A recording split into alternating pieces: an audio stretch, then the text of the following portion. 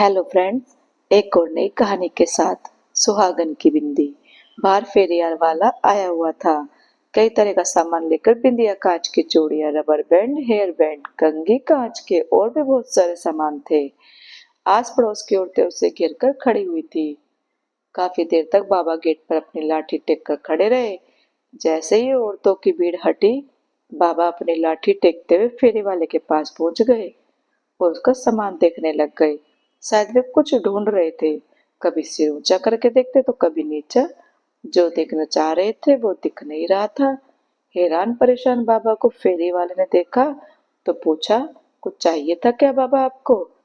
पर बाबा ने सुनकर अनसुना कर दिया। धीरे धीरे लाठी टेकते हुए फेरी के ही चक्कर लगाने लगे।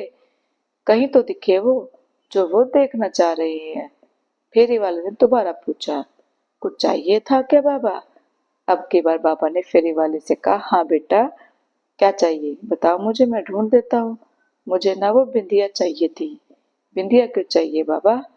बाबा ने अम्मा की तरफ इशारा करते हुए बताया, अरे मेरी पत्नी के लिए चाहिए। बाबा का जवाब सुनकर फेरी वाला हंस दिया। किस तरह की बिंदिया चाहिए? बड़ी बड़ी गोल बिंदिया चाहिए, बिल्कुल लाल रंग की। फेरी वाले ने बिंदिया का पैकेट निकाल कर दिया। यह देखो बाबा, ये वाली। अरे नहीं नहीं, ये वाली नहीं, बिल्कुल लाल सी। फेरी वाले ने वो पैकेट रख लिए और दूसरा पैकेट निकाल कर दिखाया।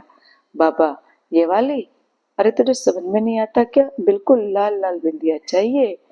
फेरी वाले ने सारा पैकेट निकाले और फेरी की एक तरफ फैलाकर रख दिए। आप खुद देख लो बाबा, कौन सी बिंदिया चाहिए। बाबा ने अपने कांपते हाथों से बिंदिया के पैकेट को इधर उधर किया और उसमें से एक पैकेट निकाला। हाँ हाँ, ये वाली। बाबा के हाथ में बिंदी का पैकेट देखकर फेरी वाले मुस्कुरा दिया। बाबा ने तो मैरून रंग की बिंदी उठाई थी। कितने की है? 10 रुपए की है बाबा। अच्छा। कीमत सुनकर बाबा का दिल बैठ गया, फिर भी बोले, ठीक है, अभी लेकर आता हूँ। बाबा लाठी टेकते हुए पलट कर जाने लगे। तब तक घर में से बहू आती दिखी। उसे देखकर बाबा बोले, बहू जरा 10 रुपए तो देना, फेरी वाली को देने हैं। अब क्या खर्च करा दिया आप लोगों ने, बहू ने लगभग चिल्लाते हुए कहा। अम्मा के लिए बिंदिया खरीदी थी, उसकी बिंदिया खत्म हो गई थी, कई बार बोल चुकी है, बाबा ने धीरे से कहा। बस बस, आप लोगों को और कोई काम तो है नहीं, बेवजह का खर्चा करते रहते हैं। 70 साल की हो चुकी है अम्मा, क्या अभी भी बिंदिया लगाएंगी? इस उम्र में भी न जाने क्या क्या शौक है। देख बेटा, बात शौक की नहीं है, अम्मा भी सुहागन है, इसलिए उसका मन भी नहीं मानता। इससे 10 रुपए ही तो है, अंदर जाकर दे दूंगा। कहाँ से दे दोगे? जब पैसे देंगे वो भी तो मेरे पति की कमाई है, मेरे पास कोई पैसे नहीं है। इतना कहकर बहू बड़बड़ाती हुई अंदर आ गई। अम्मा ने खाट पर लेटे ही बाबा को इशारा किया। बाबा ने पलटकर बिंदी फेरी में वापस रख दी और लाठी टेकते हुए अम्मा के पास आकर बैठ गए। बाबा ने देखा अम्मा की आंखों में आंसू थे।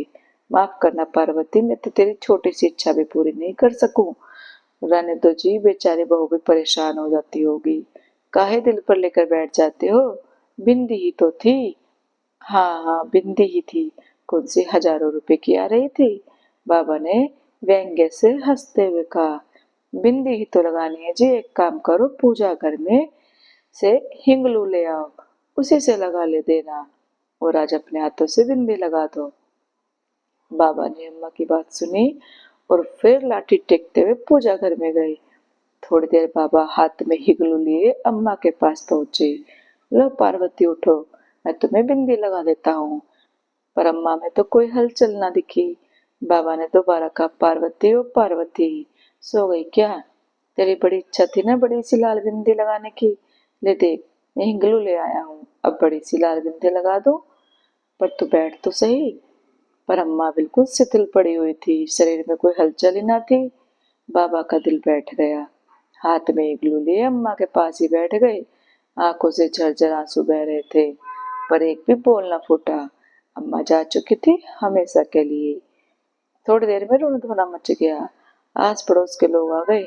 बेटे को बुलाया गया और अम्मा को अंतिम यात्रा के लिए तैयार किया जाने लगा। अम्मा को नहला धुलाकर सुहागन की तरह तैयार कर अर्थी पर लेटाकर बाहर लाया गया। बाबा ने देखा अम्मा के माथे पर बड़ी सी लाल बिंदी लगी थी। बाबा उठे और घर में गए। थोड़ी देर बाद बाहर आए और धीरे धीरे अम्मा के अर्थी के पास आए। उन्होंने अम्मा के माथे पर से बिंदी हटा दी। बाबा क्या कर रहे हो ये? अम्मा तो सुहागन थी, आप बिंदी क्यों हटा रहे हो? बेटे ने कहा, बेटा उसके पति बिंदी रखने की या खरीदने की औकात नहीं रखता था, इसलिए हटा रहा हूँ। सब सुनकर लोग अवाक रह गए, बहुत शर्मसार हो गई। सबने देखा बाबा अपने हाथ में लाए हिंगलू से एक बड़ी सी लाल बिंदिया अम्मा के माथे पर लगा रहे हैं। थोड़ी देर बाद बहू की चित्कार छूट गई। बाबा भी अम्मा के साथ हमेशा हमेशा के लिए लंबी यात्रा पर रवाना हो गए थे। मित्रों, यह भावनात्मक हृदय स्पर्शी कहानी बहुत कुछ संदेश दे रही है। अपने समाज में सिर्फ 2 या 4% बुजुर्गों की स्थिति ही परिवार में सम्मानजनक है। कहीं इसका मूल कारण संयुक्त परिवार का एकल परिवार में रूपांतरण, नाते रिश्तों की समाप्ति, धन लिप्सा की अंधी दौड़ एवं लड़के लड़कियों का पढ़ लिख कर जब सबसे अधिक जानकारी व बुद्धिमान होने का झूठा अभिमान, किताबी ज्ञान का होना परंतु व्यवहारिक ज्ञान की कमी होना तो नहीं। कृपया हम सभी को छोटा सा प्रयास करें, अपने घर के बुजुर्गों का उचित सम्मान। सभी को एक दिन बूढ़ा होना ही है, माता पिता के न रहने पर ही उनका महत्व मालूम पड़ता है। इसलिए पश्चिम देशों का अनुसरण कर हम अपनी भारतीय संस्कृति का अनुसरण करें। तो दोस्तों, कैसी लगी आपको ये कहानी? अच्छी लगी हो तो प्लीज लाइक, कमेंट और शेयर करना और चैनल को सब्सक्राइब करना। Thank you.